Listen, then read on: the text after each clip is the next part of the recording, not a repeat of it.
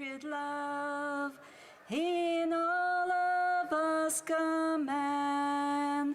Car ton bras sait porter l'épée, il sait porter la croix.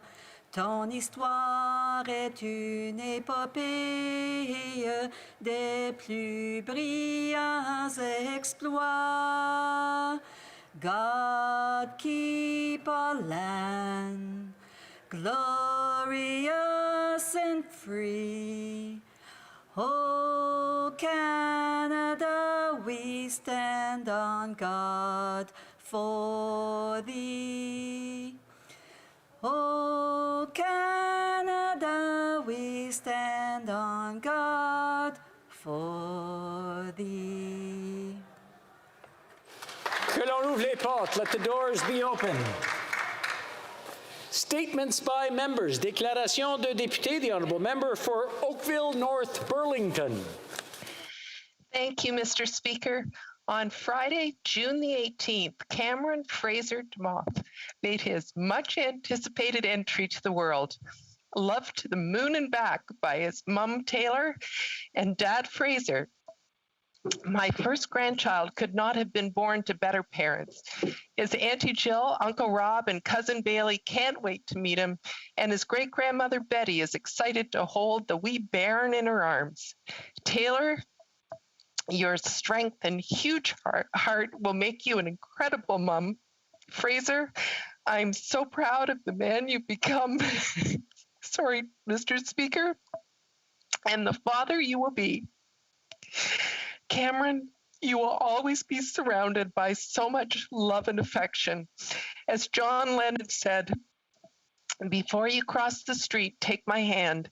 Life is what happens to you while you're busy making plans. Beautiful, beautiful boy. Congratulations, Fraser Taylor. May God bless you and we, Cameron. And I know Bonka is smiling down on you. Thank you, Mr. Speaker. And congratulations, Grandma. She got me in tears. The Honourable Member for Prince George Peace River, Northern Rockies. Mr. Speaker, community leaders throughout my riding are alarmed by the lack of genuine consultation around caribou and other closures.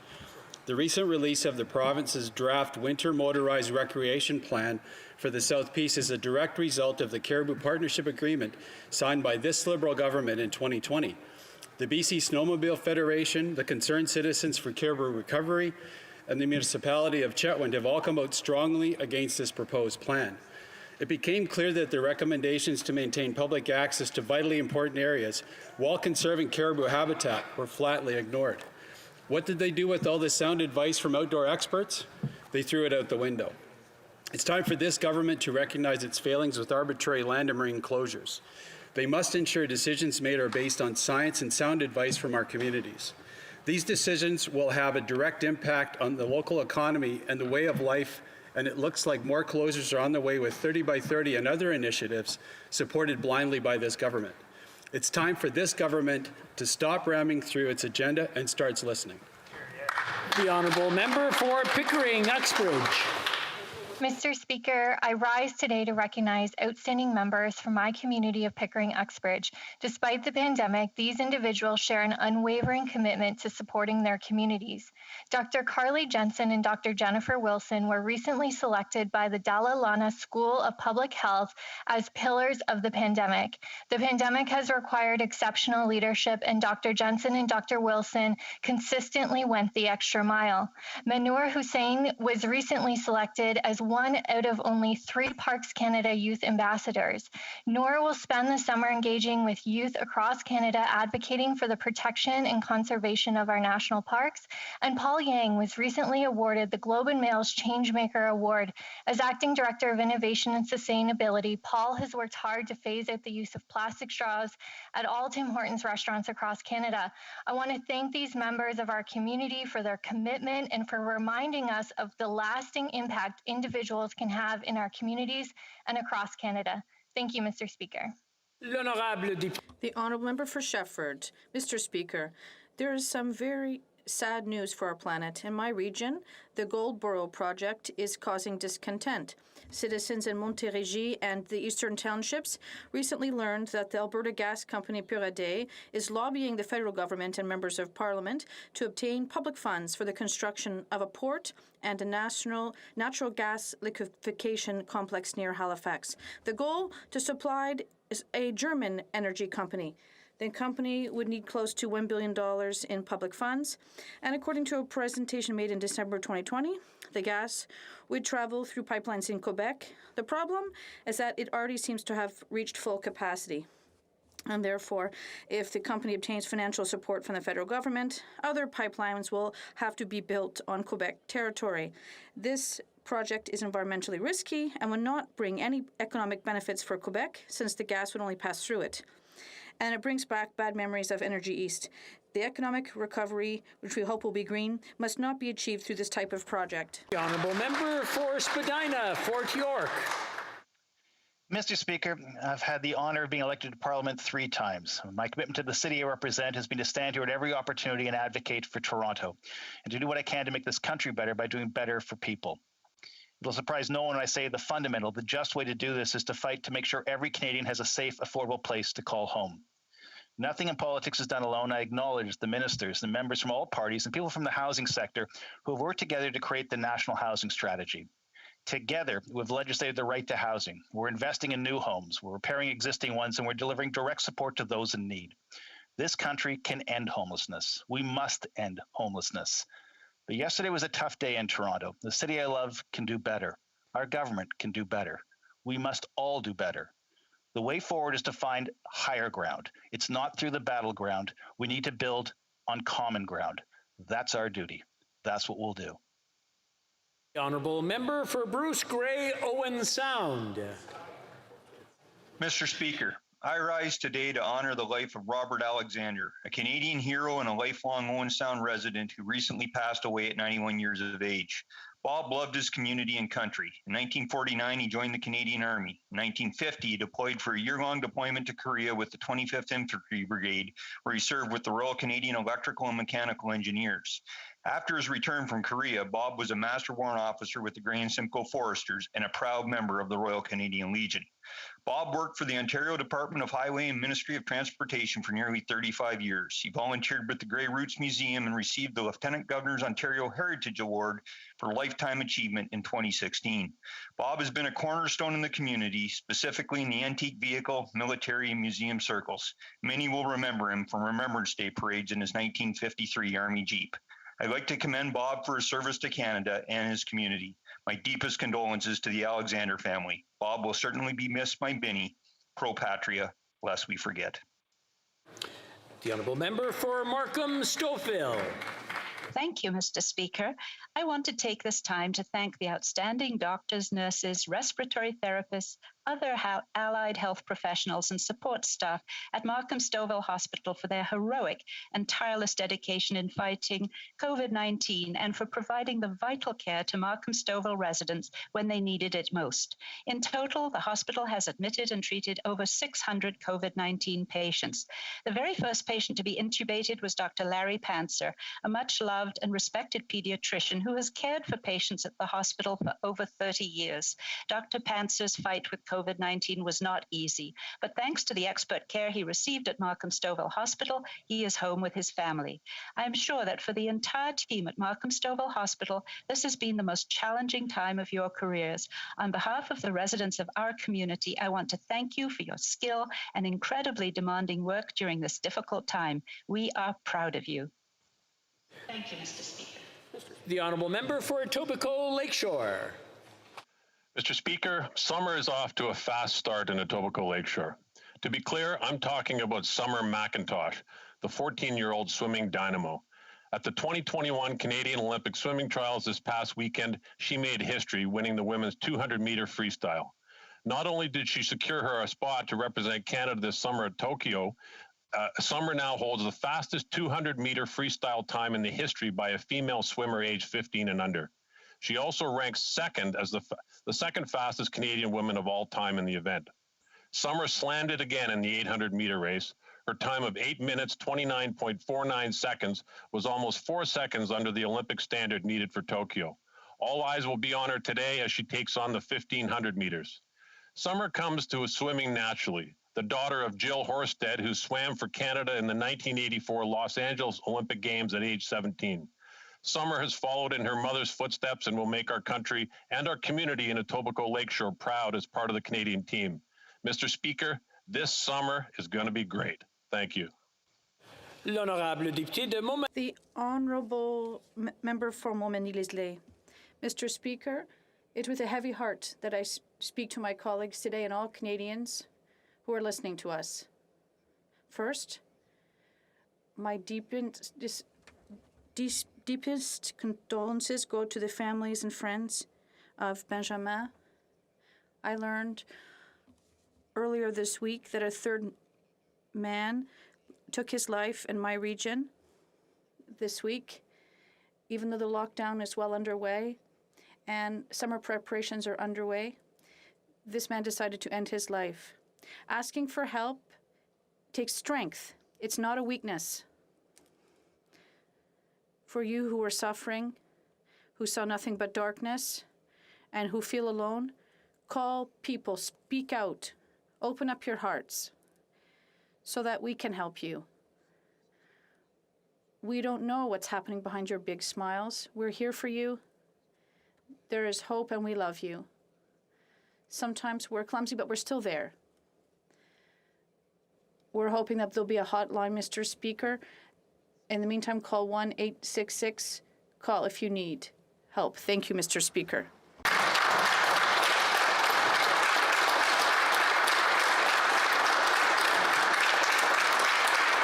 L'honorable. The Honourable Member for Hochelaga. Thank you, Mr. Speaker. 400 years ago, St. John's Day on June 24th was celebrated in Quebec with bonfires lit across the St. Lawrence River. Now a national holiday for Quebecers of all origins, it celebrates our deep attachment to the nation that we form. For me, Quebec's national holiday has always been an important celebration of this nation that I chose and that welcomed me nearly 40 years ago when I immigrated from Chile with my mother. Living Quebec, Long Live Quebec, Tightly Woven is this year's theme. It's because we are tightly woven that we have witnessed great solidarity in Hochelaga and throughout Quebec. Organizations such as Hochelaga Community Kitchen that delivered hundreds of meals and helped their citizens, I would like to say thank you. It is with great enthusiasm that I invite you to promote this Quebec nation, which from generation to generation expresses its pride, solidarity, and attachment to its language and culture. To all Quebecers, happy national holiday, and of course, go Habs go! The Honourable Member for Edmonton Centre. Mr. Speaker, I rise today on behalf of many of the struggling businesses, particularly those in the tourism sector, who have been impacted by the lack of communication and non-existent border opening strategy in this country. Trickstar Productions, one of the 133 tourism and hospitality businesses in my riding, are heavily reliant on cross-border revenue to operate, and they will not see a light at the end of the tunnel until this government implements a concrete plan with benchmarks and measurables to reopen the U.S.-Canadian border safely and effectively. This government has refused to listen to the recommendations of their own public health advisors, who argued maintenance of supply chains and services as one of the reasons against a rapid border closure. The tourism and travel industry account for $43 billion of our GDP. U.S. visitors contribute $1.9 billion. We cannot deploy a full economic recovery until we safely and strategically execute a plan on a border reopen. We need a plan. And we need it now, or our economy and this people of the country will continue to suffer the consequences. The Honourable Member for Markham Unionville. Mr. Speaker, on this day, 36 years ago, June 23, 1985, a bomb exploded on Air India Flight 182 connecting Toronto to New Delhi. The mid-air explosion killed all 329 passengers. The majority of victims were Canadians, including 82 children under the age of 13. Two of the victims, Kalbir Kaur Minhas and Balwinder Kaur Minhas, were my relatives. The bombing was the single worst terrorist act in the history of Canada. A judicial inquiry determined the bombing was a Canadian tragedy and the largest mass murder in Canadian history. To acknowledge the tragedy, June 23rd was declared as a National Day of Remembrance for victims of terrorism. Sadly, every year the list of victims grows larger. Terrorists continue to target innocent people to further their causes. The recent attack in London was a horrific reminder that Canada must continue to stamp out terrorism in all its forms. Thank you, Mr. Speaker.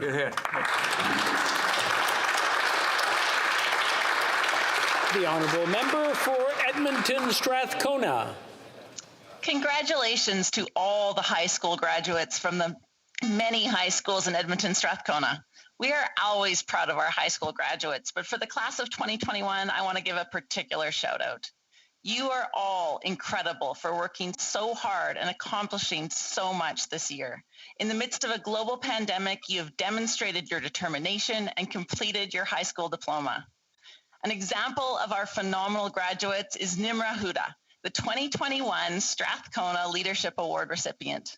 Nimra, like so many students in Edmonton Strathcona, represents the very best of our youth. She empowers youth in our community, she works with residents in long-term care, and she contributes so much to Old Strathcona Academic High School and to the broader Edmonton community.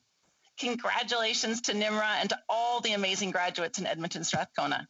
You've overcome so many challenges this year, and these lessons will guide you in whatever future you choose.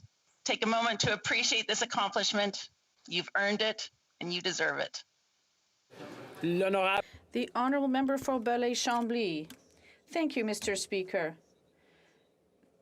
This session is coming to an end, marked by the pandemic. Quebec will be experiencing a second national holiday, threatened by a virus that is now resorbing.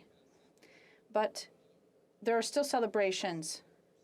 Our nation also thrives through diversity.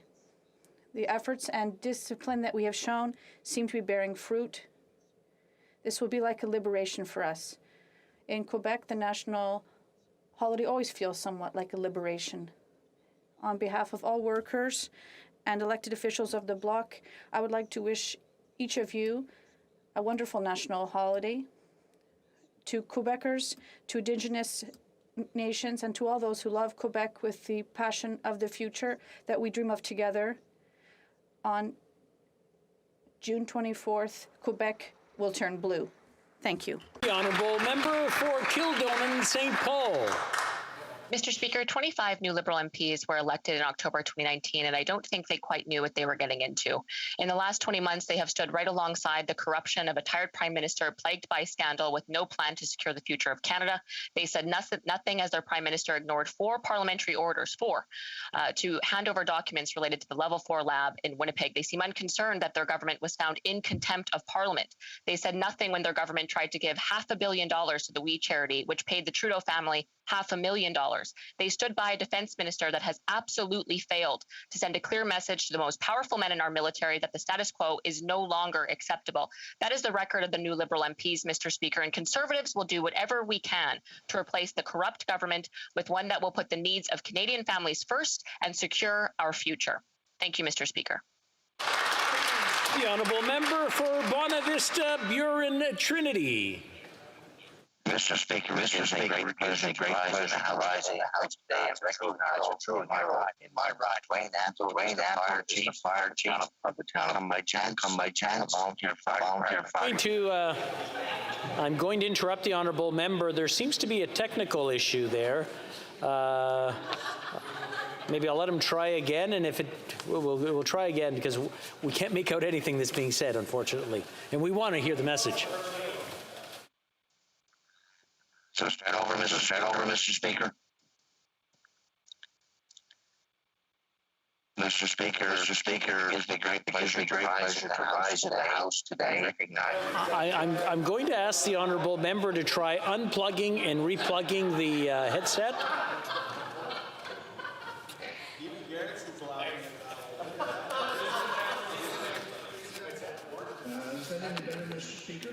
There we go. Now we'll get to hear the whole message. Okay, thank you so much. Buena Vista Buren Trinity. Yeah, Mr. Speaker, it gives me great pleasure to rise in the House today to recognize a true hero in my riding. Dwayne Antle is the current fire chief of the town of Come-by-Chance, a volunteer fire department, and he was named the 2020 recipient of the Canadian Volunteer Firefighters Services Association's a Lifetime Achievement Award. Dwayne has served as a firefighter for the past 27 years and is the current president of the Newfoundland and Labrador Association of Fire Services. Mr. Speaker, Dwayne truly does exemplify what community service means, and I cannot think of a better person to be recognized with this award, and also as the first Newfoundlander and Labradorian to do so. I was honored to present Chief Antle his national award earlier this month at a dinner hosted by his hometown. Congratulations again, Dwayne. We all celebrate you and this accomplishment, and thank you for what you do for our communities and towns. Thank you, Mr. Speaker.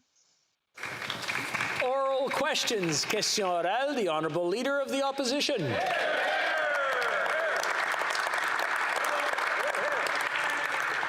Mr. Speaker, for 5 years, the Canadian Armed Forces has struggled with Operation Honor, trying to address sexual misconduct and a culture of covering it up. 2 chiefs of defense staff have been terminated. There's been a cover-up in the Prime Minister's office that we've asked questions about, and now a troubling question for the Prime Minister. Can he confirm to this House that the Minister of National Defense has never hired someone that was previously dismissed from an employer for sexual misconduct? The Right Honourable Prime Minister. Mr. Speaker, the Minister of National Defense has spent a lifetime serving his country, first as a police officer, then a decorated soldier who served 3 tours in Afghanistan, and now as a member of Parliament. He, along with the rest of our government, has been working hard to push back against sexual harassment and sexual intimidation, to work to change the culture of the Canadian Armed Forces and indeed the culture of systemic discrimination around all of our institutions. We all have much more work to do, but we will continue to stay focused on making sure that everyone has a safe workplace. The Honourable Leader of the Opposition. If you're going to change the culture of a workplace with respect to sexual harassment, you have to show zero tolerance. So I'll ask the Prime Minister again because he avoided answering my question. Did the Minister of National Defense hire someone that had been previously dismissed from an employer for sexual misconduct? It's a simple question. The men and women of the Canadian Armed Forces deserve a response from their Prime Minister. The Right Honourable Prime Minister.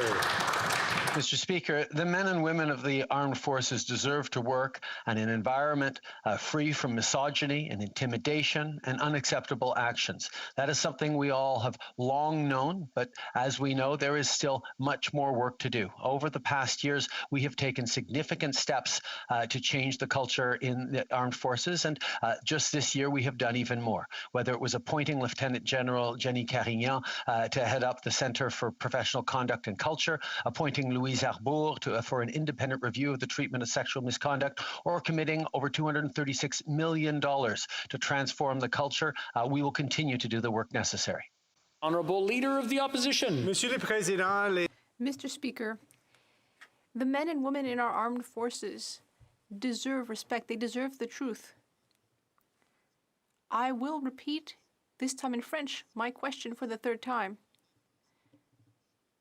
Did the Minister of Defense hire a man who had been fired for reasons of sexual misconduct previously?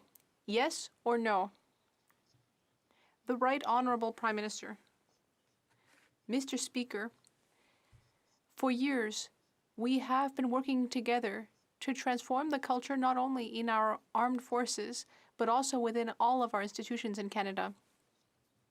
We have taken concrete action to offer more support to all those who are going through moments of bullying, assault, and intimidation.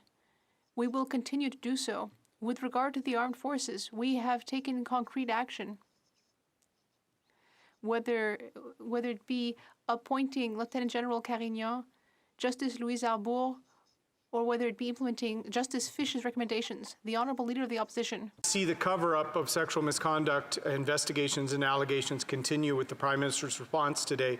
The other cover-up of this Prime Minister goes to helping his friends and making sure Liberal insiders get ahead at the expense of everyday Canadians.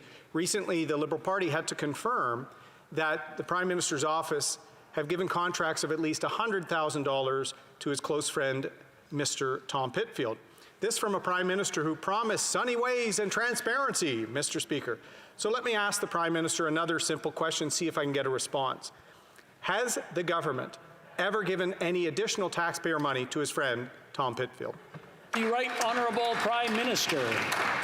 Mr. Speaker, as everyone in this House knows, MPs have important work to do on behalf of their constituents. They need to keep track of concerns as well as of issues that need to be addressed.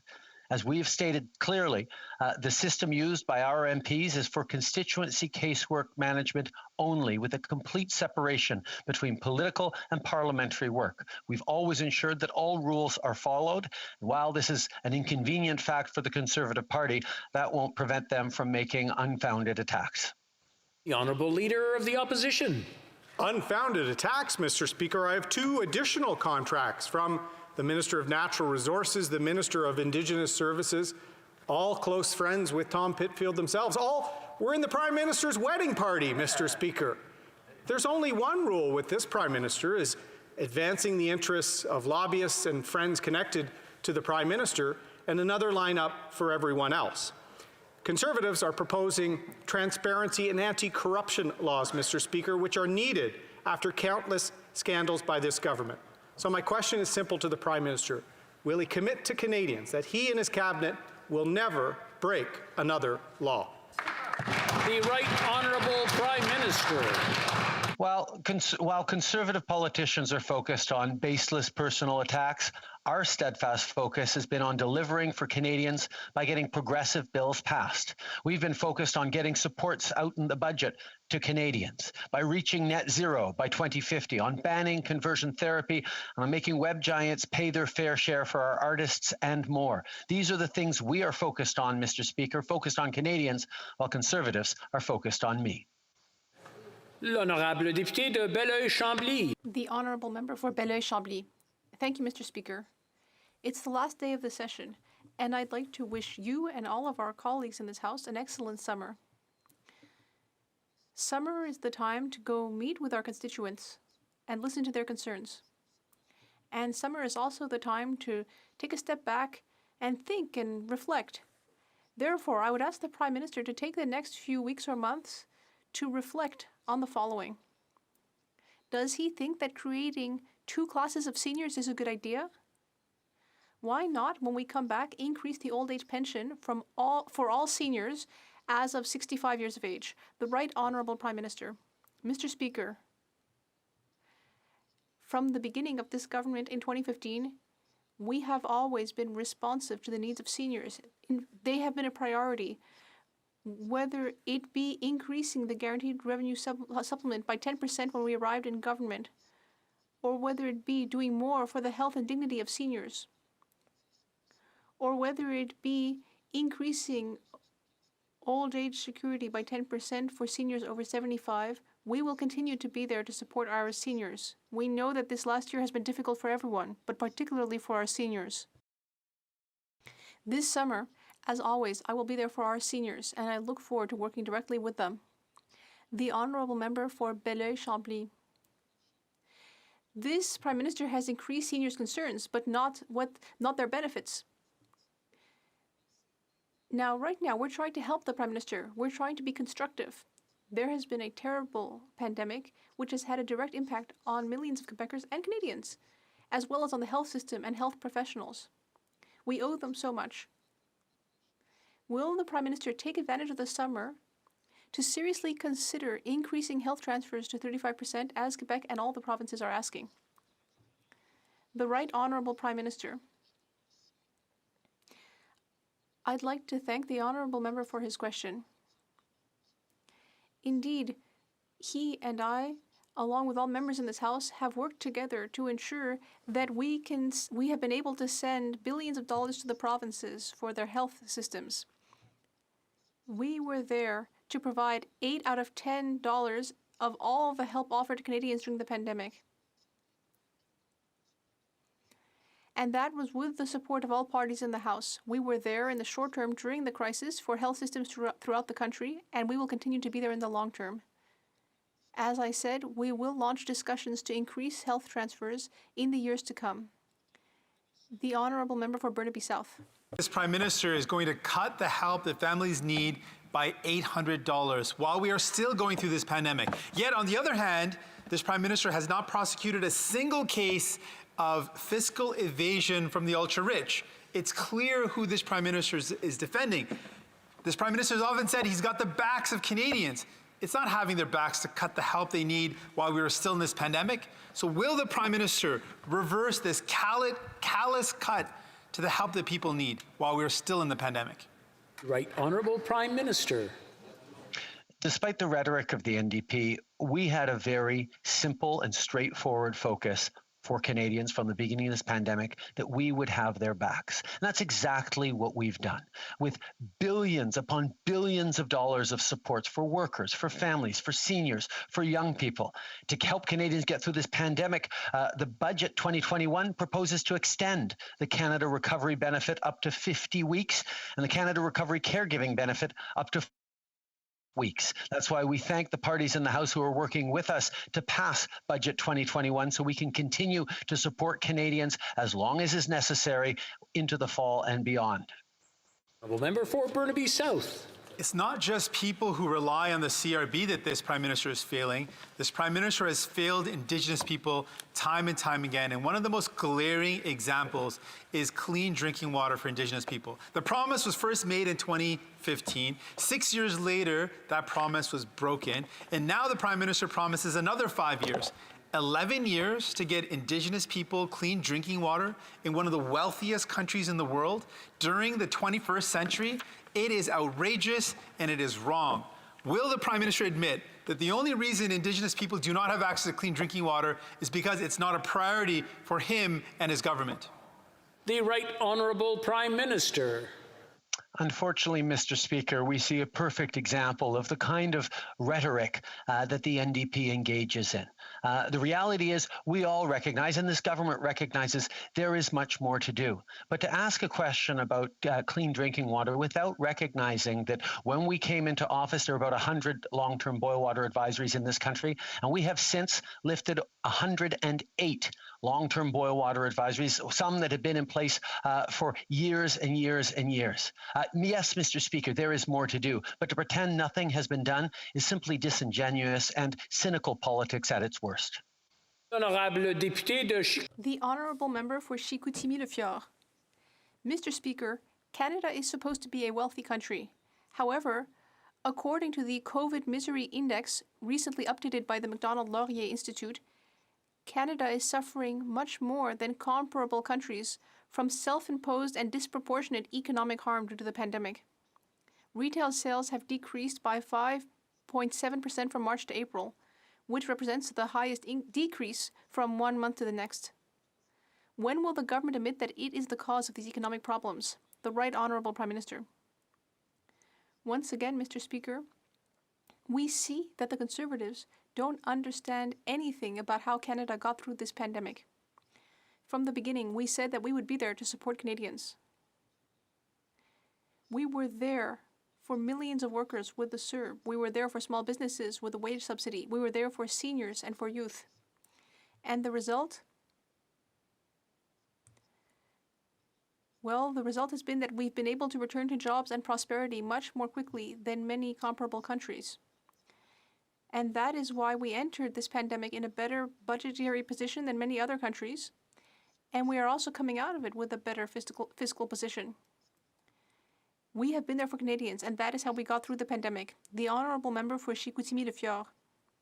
Mr. Speaker, The Liberal government has been neglecting the heart and soul of our economy, small businesses which have been suffering for months.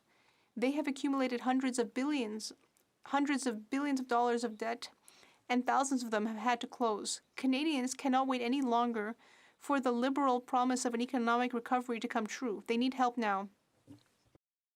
Why is this government refusing to take action? The Right Honourable Prime Minister. Mr. Speaker, it is very surprising to hear this question coming from the Conservatives, because for months the Conservative Party has been complaining that we invest too much in Canadians, that we have invested too much in small businesses. If this Conservative member takes the summer, as we will be doing, to go meet with small businesses in his riding, he will be sure to see that thanks to the federal government's direct aid, things are much better than they would have been, and some businesses were able to get through the pandemic quite well. Of course, too many small businesses suffered and had difficulties, but we were there for each other, and that is how Canadians have got through this pandemic. The Honourable Member for Chicoutimi-Le-Fjord. Mr. Speaker, our current inflation rate is 3.6%. That is the highest in a decade. The Liberals also promised to create 1 million jobs, but the only thing that's increasing is actually the size of the debt. The Liberal slogan in 2019 was choose forwards. Today, I would say that it's more like choose backwards, because right now it's like we're going back to the stagflation of the 1970s. When will the Liberals realize that they need to do something? The Right Honourable Prime Minister. Mr. Speaker, I am pleased that the Conservatives recognize that something must be done. And what they should do this afternoon, indeed, is vote for the budget. Because Canadians need the extension of the wage subsidy, the rent subsidy, and income supports until the end of the month of September. But the Conservatives don't seem to care. They are continuing to play petty political games instead of helping Canadians. I hope that they will turn this around and support our budget bill. I hope that they will support Canadians for once. The Honourable Member for Kildonan St. Paul. Mr. Speaker, the inflation rate in Canada is at a 10-year high, which means the cost of everything is going up: food, groceries, gas, services. Yet Canadian paychecks are stagnant, and worse yet, unemployment is still climbing despite the government's massive deficit spending. Over 3 million Canadians are collecting unemployment benefits from this government, with young people, women, and new Canadians facing the worst of it. This is the Prime Minister's economic record, Mr. Speaker, and he's presented really no plan to get Canadians back to work. Why? Why is there no real plan? The Right Honourable Prime Minister. Mr. Speaker, the plan has been very simple from the beginning. Have Canadians' backs as much as it takes, as long as it takes to get through this pandemic. And that's exactly what we've done, despite not only the non-support from the Conservatives, which we will see, unfortunately, yet again this afternoon when they vote against extending the supports to Canadians through this summer and into the fall, but also as they completely misunderstand that it is through supporting Canadians, supporting small businesses with government investments, that we actually come back stronger and faster. And that has always been our approach, to support Canadians, to raise taxes on the wealthy, lower them for the middle class, which Conservatives voted against, and every day since. Honourable Member for Kildonan St. Paul. Mr. Speaker, the Prime Minister's own budget promised to create 1 million jobs by the end of this month. How's that going? Has he followed through on that commitment? No. In fact, we're losing jobs, and all employment gains made by women in my lifetime have been completely wiped out. So that really is the Prime Minister's record on women and employment in this country. And it is clear the government cannot be trusted to fix this economy, no matter how much money they spend. So I'm going to ask him again, where is the plan to secure the future for Canadians, Mr. Speaker? Right Honourable Prime Minister. Mr. Speaker, the plan was in Budget 2021, which was a plan to create jobs, grow the middle class, and ensure long-term growth, including by extending supports to Canadians through the summer into the fall. Unfortunately, the Conservatives will be voting against extending those benefits. That's their vision of a strong recovery. But in terms of job numbers, let's look at the stats. As of May, 81% of COVID-19 job losses were recovered, compared to 66% in the U.S. As of May, 2.4 million jobs of the 3 million jobs lost at the peak of the pandemic have now been recouped. We have more to do, Mr. Speaker, more people to help, and we will do just that despite the Conservatives' blockage. Honourable member for Kildonan St. Paul. Mr. Speaker, the Prime Minister still has failed in his commitment to create 1 million jobs by this month, and it's important that he remember that. And really, after a year of absolute devastation of our economy, our personal freedoms, and of course, the health of Canadians, Canadians are falling further and further behind. And yet, again, we have seen no real plan to get our country back to work in all sectors of our economy and all demographics. Rather, the Prime Minister seems busy with scandals and corruption and picking winners and losers. Again, I'll say he has no real plan to secure the future of Canadians, and Canadians deserve to know this. So why is it that the Prime Minister is bungling our economy and the recovery of it so badly and leaving so many Canadians behind? The Right Honourable Prime Minister. Mr. Speaker, as the Conservatives continue to resort to personal and partisan attacks, we're going to stay focused on helping Canadians. The plan we laid out to build back a stronger Canada was Budget 2021, which included investments in childcare, which include investments in supporting workers. And right now, the Budget Implementation Act that we will vote on this afternoon extends the supports for small businesses, for workers, for Canadians through the months of this summer and into the fall. The Conservatives say they want to help Canadians, but they'll be voting against extending those benefits to Canadians. They are busy attacking on personal levels, not busy taking care of Canadians. Fortunately, L'honorable député de Saint-Jean. The honourable member for Saint-Jean. Mr. Speaker, throughout the session, Quebec has mobilized to demand that the Charter of the French language apply to businesses under federal jurisdiction. The Government of Quebec tabled its Bill 96. The National Assembly, like most of the population, unanimously supported Bill 101 in federal workplaces. Even the House of Commons joined that consensus, which is a historic first. All that's missing is the Prime Minister. Tomorrow is our national holiday. Will the Prime Minister seize the opportunity to support our bill, which would make French the only language of work in Quebec? The Right Honourable Prime Minister. Mr. Speaker, as a proud Québécois, I am looking forward to celebrating the national holiday tomorrow.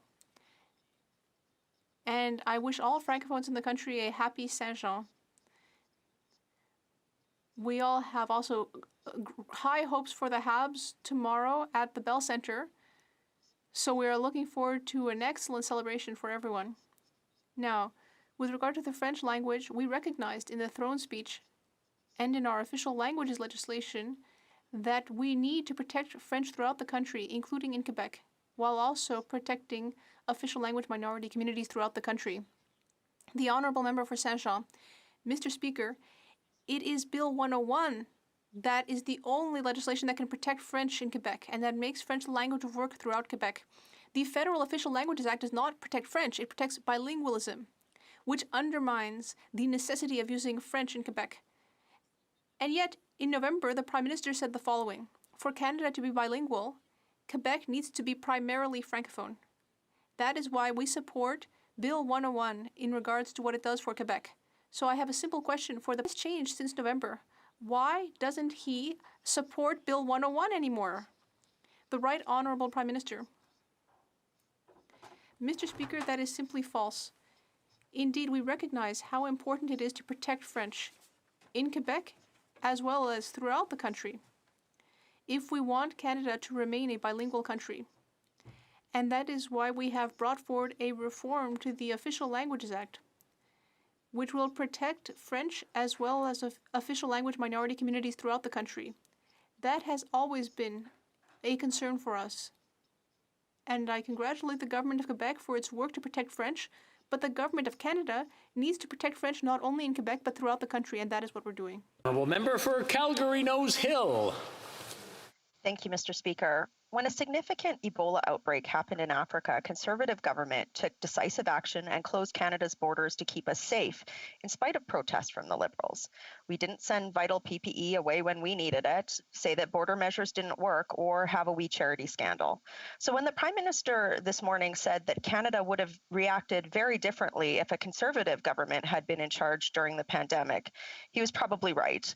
So instead of deflecting blame in this way, will the Prime Minister take a little bit of accountability for some of the major policy errors that he's made over the last 18 months? The Right Honourable Prime Minister. Mr. Speaker, as I've said from the beginning, in this unprecedented global crisis, in this unprecedented pandemic, we moved quickly and as best we possibly could to support Canadians. But there are plenty of things we needed to learn from, plenty of things we could have done differently, and hopefully governments will learn and do differently in the future. But every step of the way, we were guided by one straightforward principle. We would have Canadians' backs, and we would listen to science as we did it. That was the approach the Liberal Party took. The last Conservative government slashed science and cut supports from most vulnerable Canadians. It would have been a very different pandemic had they been in power this time. The honourable member for Calgary Nose Hill. Well, he's right. We wouldn't have let vaccine manufacturing capacity atrophy. We wouldn't have raided vaccines from the COVID fund. We wouldn't have sent PPE abroad and put our doctors and nurses at risk. We wouldn't have given contracts to cronies while Canadians suffered. And now, while our tourism and airline industries suffer, he's still pretending like everything's okay. He's subjecting Canadians to the unsafe quarantine hotel program and hasn't provided benchmarks for lifting federal COVID-19 restrictions. Why? The Right Honourable Prime Minister. I'm sorry, Mr. Speaker. I'm happy to inform the member of the opposition that, in fact, we have moved forward on easing restrictions for fully vaccinated travelers.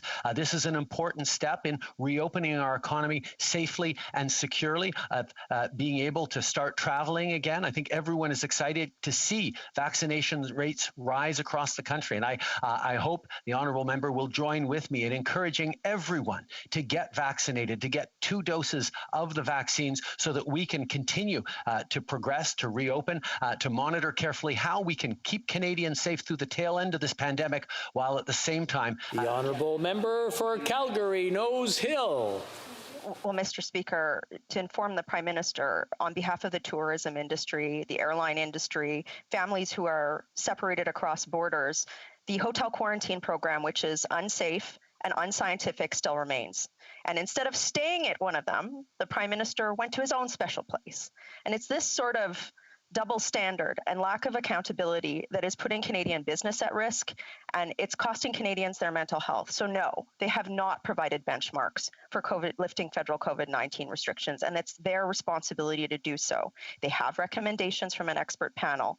When will the Prime Right Honourable Prime Minister. I know the member opposite looks forward to traveling again, perhaps to Oklahoma. The reality is we have made steps every step of the way to both keep Canadians safe and ensure that we support our tourism industry, our travel industry that has been so hard hit. That's why billions of dollars in supports to small businesses, to airlines, to Canadians across the country who've faced job losses because of this pandemic. We have had Canadians' backs, and we will continue while at the same time progressing in a smart, thoughtful way to keep Canadians safe. The honourable member for Calgary Nose Hill. It's easy for this Prime Minister to take personal shots at people. It's a lot harder for him to have empathy for Canadians who need jobs that are dependent on the tourism sector, for families who are separated across the border. And I mean, he kind of flaunted that lack of empathy when he was taking pictures with Stella McCartney. We need benchmarks for lifting federal COVID-19 restrictions, not snarky comments from the Prime Minister. So I'll ask him, in the best interest of Canadians, when will he be providing benchmarks for lifting COVID-19 restrictions within federal jurisdictions, including border measures? The Right Honourable Prime Minister. It might be easier for people to believe Conservatives when they talk about empathy if they hadn't spent much of this pandemic criticizing this government for having spent too much too quickly to support Canadians, saying things like we shouldn't have been supporting individual Canadians, we should have just been supporting businesses.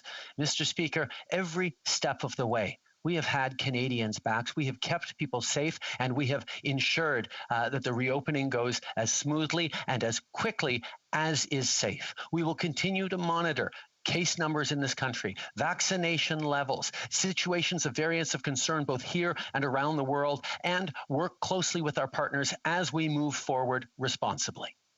The honourable member for Burnaby South. La crise du logement. The housing crisis is hitting Canadians hard. Now only 1/3 of people are able to buy a house in Canada. 20% of the houses bought in Canada are being bought by real estate companies. Why isn't the Prime Minister tackling the housing crisis with the measures that are really needed to help people? The Right Honourable Prime Minister. Mr. Speaker, since we came to office in 2015, we have tackled the housing crisis.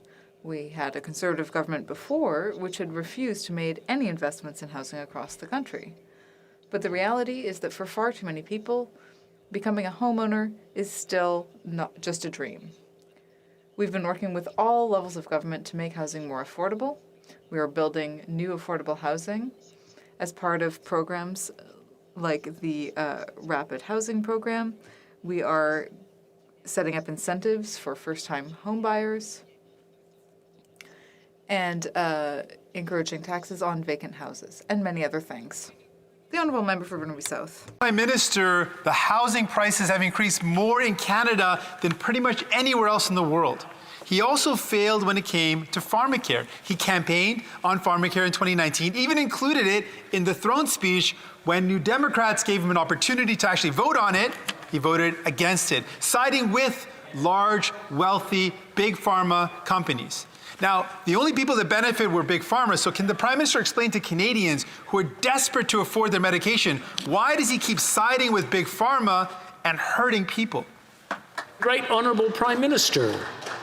Mr. Speaker, on this side of the House, once again, I have to remind the NDP that we side with the Constitution of Canada, which recognizes the provincial responsibility for delivering health care. But that didn't stop us throughout this pandemic from being there with billions of dollars of supports for the provinces so that they could give Canadians the health care support that they needed. And indeed, over the years, we have worked with the provinces to drive down the cost of drugs, while at the same time moving forward on a rare disease, high-cost drug strategy. We will continue to work with the provinces to make sure that nobody ever has to choose between medications and paying their rent.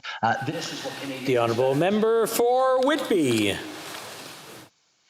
Mr. Speaker, as we come to the end of this parliamentary session, as well as out of the third wave, it is time to reflect on what we have accomplished this past session. Despite the challenges, I'm proud of this government and everything we did to protect Canadian families, jobs, and businesses at the height of the pandemic. This government created historical programs to help Canada weather the storm, although we're not through it yet. Can the Prime Minister please share with us how these programs have helped Canadians and what we are doing to ensure that we keep supporting businesses, the workers they employ, and the communities they serve? Right Honourable Prime Minister. Mr. Speaker, allow me to begin by thanking the member for Whitby for his extraordinary hard work on behalf of his community. Crucial programs like the emergency wage subsidy, the rent subsidy, and lockdown support have helped protect millions of jobs, supported Canadian small and medium-sized businesses so that they can serve their communities, and positioned Canada for a strong recovery. Our plan to extend business supports and introduce the new Canada Recovery Hiring Program will continue to help Canadian businesses, workers, and families. We have always been there for Canadians, and we will always be there for them throughout and beyond this pandemic. The Honourable Member for Leeds, Grenville, Thousand Islands, and Rideau Lakes. 6 years ago, when these Liberals formed government, the Prime Minister promised sunny ways and ethical governance. Instead, Canadians got cover-ups and the most corrupt government in our country's history. What's worse is that the Prime Minister is so arrogant that he thinks that he can fool Canadians. His record speaks for itself, but let's give the Prime Minister a chance here. Can he look Canadians straight in the eye and tell them he has been the Prime Minister of good, ethical governance? The Right Honourable Prime Minister. Mr. Speaker, once again, the Conservatives continue to focus on partisan attacks while we remain focused on them. Today, we're going to be voting on emergency supports for Canadians and to help Canadian businesses and our economy recover. We know the Conservative Party opposes the budget and will be voting against those supports. Yesterday, we saw over half of their caucus vote against a bill to ban the harmful practice of conversion therapy. And late last night, we saw their party vote against historic legislation in the fight against climate change. While the Conservative Party focuses on me, we're going to stay focused on what Canadians need, and that is the supports of a strong, progressive government. The honourable member for Leeds, Grenville, Thousand Islands and Rideau Lakes. What Canadians need is an ethical prime minister, and they don't have one right now. He's been the prime minister of corruption and cover-ups, twice found guilty of breaking ethics laws. He took illegal vacations to Billionaire Island. He interfered in the criminal prosecution of his friends at SNC-Lavalin and did everything he could to give money to his friends at the WE organization, all for his own political gain. Under this government, there's been two sets of rules, one for the Liberals and Liberal insiders, and one for the rest of Canadians. So will the Prime Minister admit that his corruption has failed Canadians and disgraced the office of Prime Minister? The honourable member for Leeds, the Right Honourable Prime Minister. Once again, Mr. Speaker, it is unfortunate to see the Conservative Party spewing facts and baseless misinformation and twisting the facts. The fact is, Mr. Speaker, Canadians have had a really difficult year because of this pandemic, but this government and other orders of governments have worked together to support them. I am proud of the work that we've done with provinces right across the country, regardless of partisan allegiance, to deliver for Canadians. We have stayed focused on supporting people through this pandemic and now focused on building back better. While Conservatives make personal attacks, we'll stay focused on Canadians. Honourable member for Leeds, Grenville, Thousand Islands and Rideau Lakes. Well, I think Canadians could do with the Prime Minister to spew something. Facts would be a good place to start. And under this Prime Minister, Ottawa has become a backdrop to his ethical breaches. Under this Prime Minister, Ottawa has become an ATM for Liberal insiders. And while Canadians are struggling and being left behind, the circle of insiders close to the Prime Minister line their pockets and are laughing all the way to the bank. These Liberals will always help their friends to jump the queue and to get the inside track. So when will the Prime Minister put the needs of Canadians first instead of the needs of Liberal insiders? The Right Honourable Prime Minister.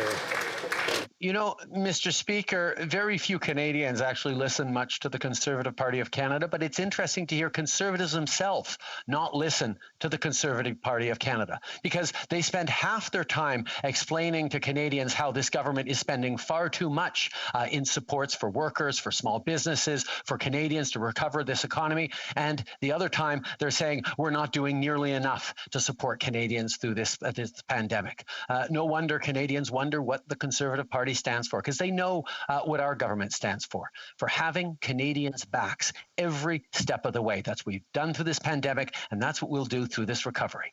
Honourable member for Leeds, Grenville, Thousand Islands and Rideau Lakes. Well, how far he's fallen, Mr. Speaker. In 2015, he said Conservatives were his neighbours and friends. In 2019, more Canadians voted for the Conservative Party than anyone else. But, of course, nobody is listening to the Conservatives. It sounds like this Prime Minister isn't listening to Canadians. But if there's an ethics law that's been broken, this Prime Minister probably had his hands in it. And if there's a contract to be had, he gave it to a Liberal. If Liberal insiders need a bailout, you better believe they're going to get it from this Prime Minister. Conservatives are ready to clean up Ottawa and bring back good, ethical governance. So will the Prime Minister get out of the way and let Conservatives finally secure accountability in Ottawa? The Right Honourable Prime Minister. Sorry, Mr. Speaker, I was waiting for him to say drain the swamp, but I know that's in the next sentence if we'd only had a few more seconds. Listen, while Conservative politicians opt for baseless partisan attacks, our steadfast focus is on delivering for Canadians by getting progressive bills passed. We're getting supports in the budget for Canadians. We're reaching net zero by 2050. We're banning conversion therapy, which half the Conservative caucus voted against, and we're making sure that web giants pay their fair share and support Canadian creators. Unfortunately, the Conservative Party's more interested in partisan attacks and misinformation than on getting the job done for Canadians. I just want to remind the honourable members in the chamber that I'd like to hear the responses and the questions as well. It's getting a little noisy. I'm having a hard time. So out of respect for everyone who does want to hear, just ask everyone to maybe talk a little bit lower amongst themselves. L'honorable député de... The honourable member for Salaberry-sur-Roi. Mr. Speaker, yesterday the Prime Minister appealed to the progressiveness of opposition parties in order to get his bills passed. Well, with the opposition's help, he has passed 9 bills since June 1st, including Bill C-10, which would have died on the order paper without the Bloc Québécois. Now it's his turn. People who are sick often need up to 50 weeks of special EI sickness benefits. That's what our Bill C-265 would do. But in order for this bill to pass, the Prime Minister must give it a royal recommendation. So I appeal to his progressiveness and his humanity. Will the Prime Minister give Bill C-265 a royal recommendation? The Right Honourable Prime Minister. Mr. Speaker, we recognize that many Canadians are facing prolonged illness and that they need more support than simply the 15 weeks that are provided in EI for them. That's why we promised during the election campaign and in the speech from the throne to extend those sickness benefits for Canadians in difficulty. In Budget 2021, we announced that we would be extending those 15 weeks up to 26 weeks, Mr. Speaker. That's support for Canadians that we are proud to provide, and we will continue to work to give people the support that they need. The Honourable Member for Salaberry-sur-Roi. Mr. Speaker, at the end of her life, Émilie Saint-Fasson was fighting two battles. One was for her life as she struggled against cancer, and the other was for 50 weeks of special health benefits for people who were sick. The Prime Minister met Émilie, and he knows exactly what she's been through. Unfortunately, Émilie lost her first battle. Now the Prime Minister can make sure that she wins her second battle. Mr. Speaker, I appeal to the Prime Minister's compassion. Will he increase the special benefits up to 50 weeks? The Right Honourable Prime Minister. Mr. Speaker, it was an honor for me to sit down with Émilie Saint-Fasson and to hear her plea and to understand her passion not only for protecting people like herself, but also for countries all across the country facing serious illness. That's why we have moved forward with extending special sickness benefits from 15 to 26 weeks. I know there's still more to do, and we will continue to work on it.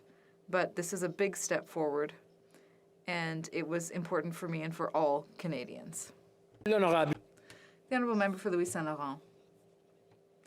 Well, there's been another major development in the Winnipeg lab case. It involves a researcher who was fired and escorted out by the RCMP.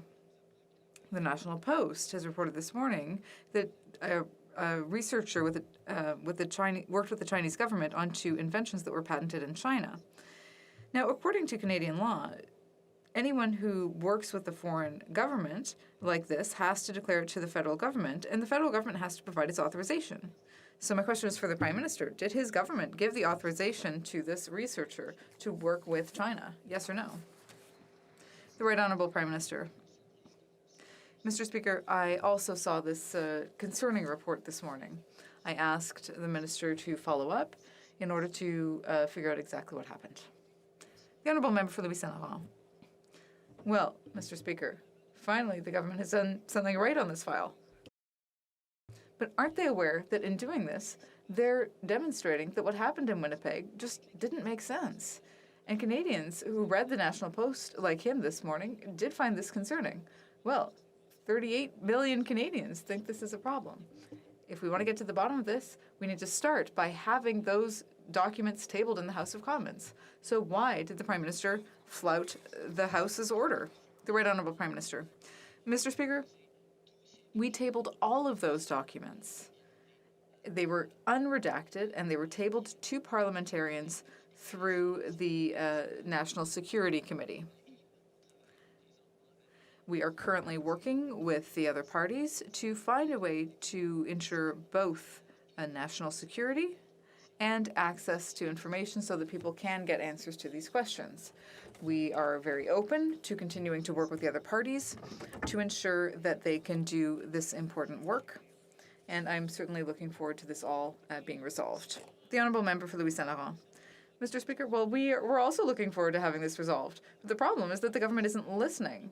The Prime Minister created his own committee, and he's the one who can decide what becomes public. So that's not real parliamentary work. Real parliamentary work, Mr. Speaker, means respecting the orders passed in this House, which the Prime Minister did not do on 4 separate occasions.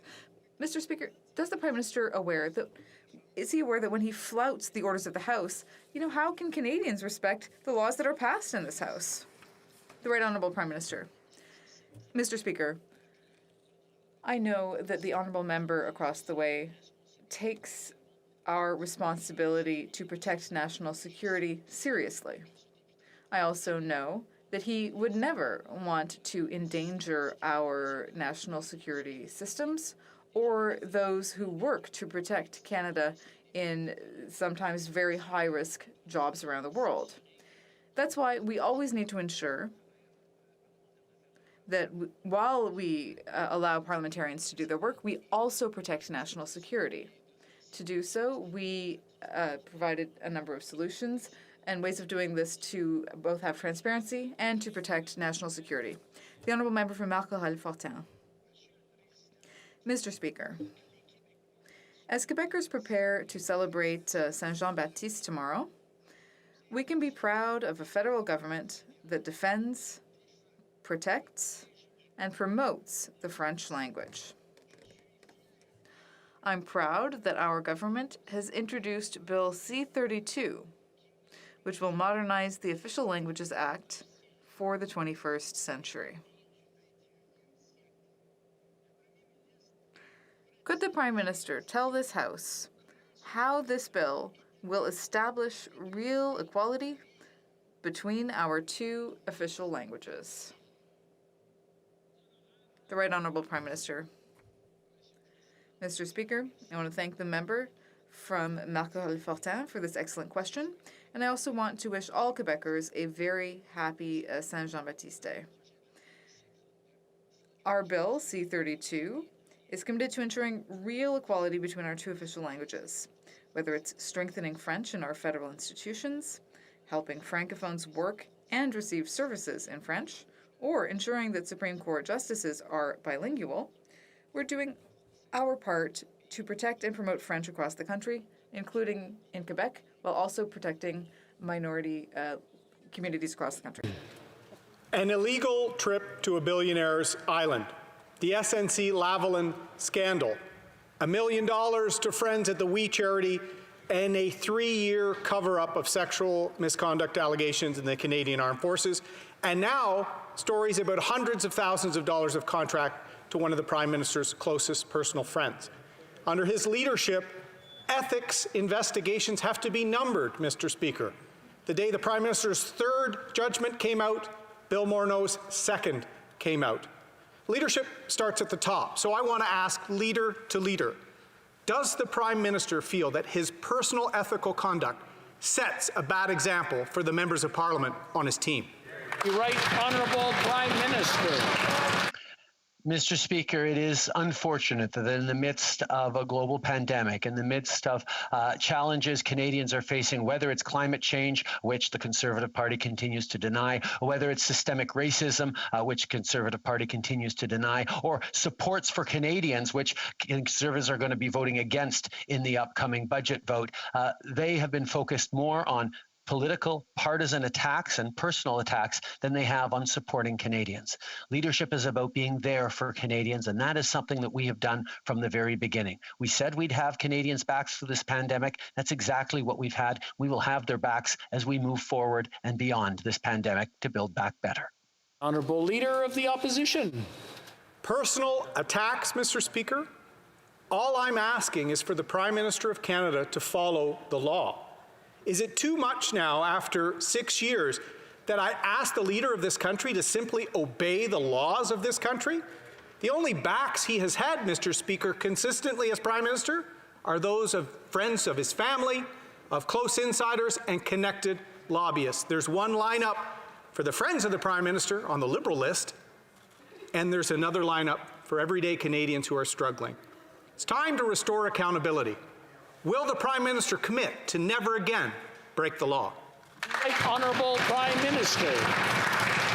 Mr. Speaker, once again, we see what Conservatives are focused on. We see that they're focused on personal attacks, on partisan attacks, on spreading mud as broadly as they can to try and see what sticks, while we on this side of the House stay focused on supports for Canadians, on delivering the necessary supports for students, for seniors, for workers, on being there for small businesses with the CEBA, with the wage subsidy, on making sure that Canadians are properly supported through this pandemic and into the recovery, while at the same time Conservatives kept screaming at us every step of the way that we were spending. The Honourable Leader of the Opposition. Mr. Speaker, it's sad when the Prime Minister refers to 3 reports, investigations issued by the Ethics Commissioner of this country as throwing mud. Those were investigations into the conduct of the Prime Minister. He's failed time after time on an ethical standard. Canadians want leadership. They want accountability. He's now forcing his MPs to pay his friend's company, Mr. Speaker. He's now putting his unethical conduct at the core of the Liberal government. Canadians deserve accountability, transparency, and ethics. That is what they will get from a Conservative government. The Right Honourable Prime Minister. Mr. Speaker, Canadians want politicians to be focused on them, on their needs, and that's what we've done every step of the way. The Conservative Party never looks further than an opportunity to attack, to break down, to undermine, and to spread baseless allegations. We instead will do as we've always done, which is roll up our sleeves and do the hard work of being there for Canadians, of getting through this historic pandemic and building back better so that everyone has a real and fair chance to succeed. Let him continue to focus on me, Mr. Speaker. I'll continue to focus on Canadians. The Honourable Member for Davenport. Mr. Speaker, I am so proud. In this Parliament alone, we have brought forward legislation to end the harmful practice of anti-LGBTQ2 conversion therapy, reach net zero emissions by 2050, support Canadian content creators, address systemic racism in our justice system, and provide Canadians record supports during the pandemic. Time and time again, the Conservative Party has shown their true colors and chosen partisan delay tactics over progress for Canadians. Can the Prime Minister please provide an update on the important legislation passed in this House? The Right Honourable Prime Minister. Mr. Speaker, I'd like to thank the member for Davenport for her question, but also for her tremendously strong work in her community. The member is absolutely correct. We have been moving forward progressive legislation to support Canadians and build a greener, more inclusive Canada. Just yesterday, this House passed legislation to ban conversion therapy. Unfortunately, over half of the Conservative caucus refused to support the LGBT community and voted against it. And late last night, we passed historic legislation in the fight against climate change, and all of the Conservative Party voted against that. Mr. Speaker, on this side of the House, we will keep fighting for Canadians. The Honourable Member for Burnaby South. The fact that seniors and our loved ones in long-term care bore the brunt of this pandemic is a national shame. People are outraged at the conditions in long-term care, but not surprised because these conditions were there long before the pandemic. The pandemic simply exposed those horrible conditions. The Prime Minister said that this is an important issue, but has not done anything to make people's lives better.